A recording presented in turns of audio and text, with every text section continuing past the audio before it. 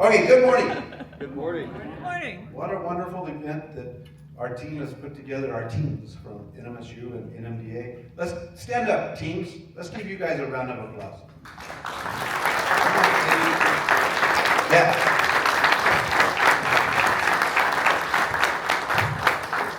So my first question to you is this. How many people brush their teeth with their left hand? How many people brush their teeth with their right hand? Okay, those of you who didn't raise your hand, I'm not even going to ask about that. How many change hands daily? 1 or 2 or 3? You know, that's something that I read on Facebook, and it's got to be true.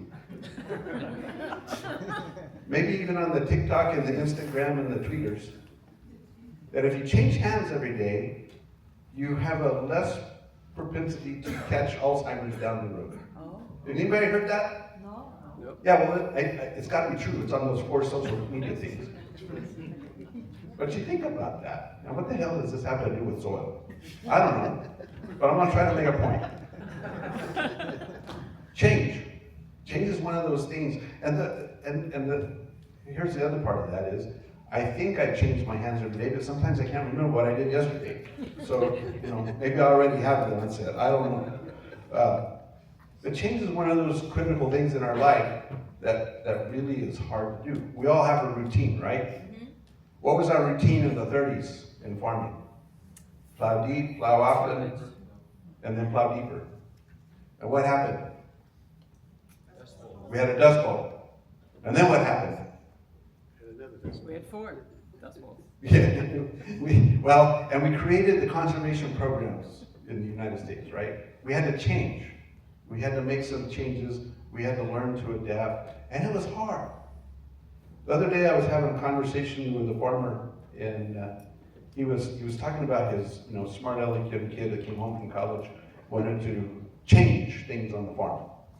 And he started talking about these things called microbes in the soil and this and that, and using this integrated pest management techniques. And he's like, all that stuff doesn't work. It's hocus pocus. Whatever. He's going to bankrupt the farm. He's going to put us out of business. What happened? At the end of the year, the old farmer saw bugs, and he saw things that he just didn't think were necessary to be a good farmer. But the other thing he noticed was his crop was thriving. And so he just kept watching, and he kept watching. And the smart young kid that came home from college with all these new ideas kept instituting his own way of farming on that one field that his father had given him to try all this hocus pocus stuff on. And at the end of the season, the kid's yields were much higher than the other farm land. And this old farmer told me, he says, I've sat here and I've farmed for 55 years, and we've done it this way. That was the only way. And this young kid comes in, and I let him try to fail, and he didn't. And so the next year he changed the whole farm, and they thrived. Cut his chemical costs from like $800,000 to $80,000. His yields went up. And he said, there's something to this soil business that he'd never thought of before. And he thought it was pretty amazing that after all these years of doing what he'd always done, that this young smart aleck kid came home from college with these new ideas and started paying attention to the soil microbes and what was going on in the landscape. And it changed their farming forever. And it's kind of like what we're at today, right? 2019, we passed in the state of New Mexico the Healthy Soil Act. The governor signed it into law, and it was tough. Wasn't it tough to pass that thing? As Bruce King, former governor, used to say, some of my friends are for it, and some of my friends are against it, and I was for my friends. But there was a lot of battles over that, because there was a lot of thought that the government was going to take over the land with this Healthy Soil program. And has that happened? No.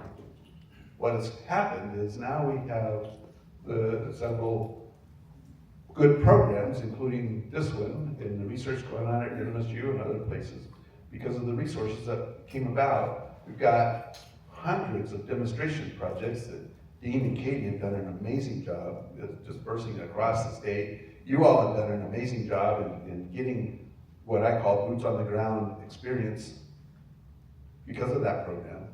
And now we have the Land of Enchantment Legacy Fund, which NMDA receives and will receive in perpetuity $2.8125 million a year for healthy soil, noxious weeds, and soil and water conservation programs. That came about because of the success of the Healthy Soil Program. We wouldn't have been at the table had that Healthy Soil Program in those early days. I think what we get in the first days, like $250,000 to disperse around the state. Now we've got well over $1 million.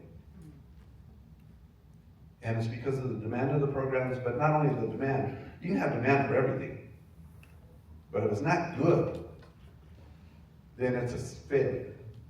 These have been good projects. So there's a lot to be proud of, but there's so much more to learn.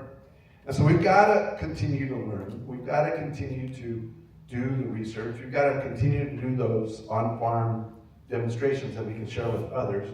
I was on a ranch one time and we were doing a conservation showcase, I'll call it that. A lot of think tankers from Santa Fe were there. Some legislators were there, not your ag legislators, some of your Santa Fe, Albuquerque type legislators.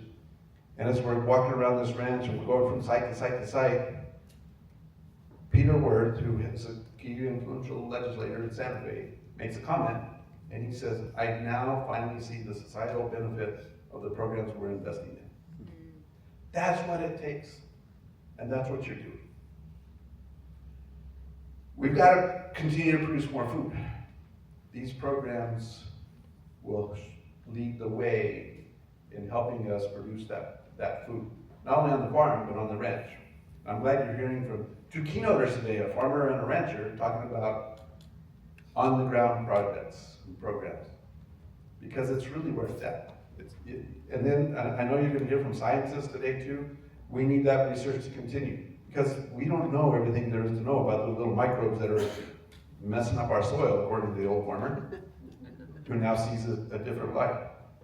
So I want to thank you for being here. You know, we're proud of our Healthy Soil Program. It's something that I think is leading the way. And one more little story. I was in Great Britain a couple years ago, and Lord Binion, who was at the time, he was the Deputy Minister of DEFRA, which is their Natural Resources Department.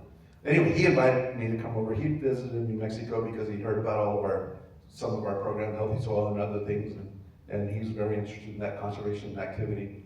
And so he invited me I was there for a USDA trade mission. While I was there's a program called Groundswell going on. Groundswell is a huge conservation showcase in England. And as I walked around talking to all the folks with the Lord Binion, it's kind of weird to say walking around with the Lord, but I was in the British kind of hierarchy. The comments that came from the people, their boots on the ground, where they were so impressed with what the U.S. is doing in this space. And you all are leading that way, so thank you for what you're doing. So my last message of the morning is this, and I don't know, Katie, I'll probably run over time, but that's okay. Right? My last message of the day is, my challenge is, start the day tomorrow brushing your teeth with the other hand, seeing what changes that brings to your body.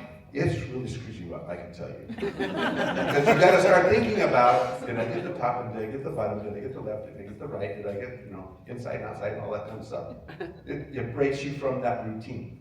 And if you break yourself from the routine, that first part of the morning when you're brushing your teeth, there's no telling what kind of changes you'll make for the rest of the day. So keep it going. Thank you.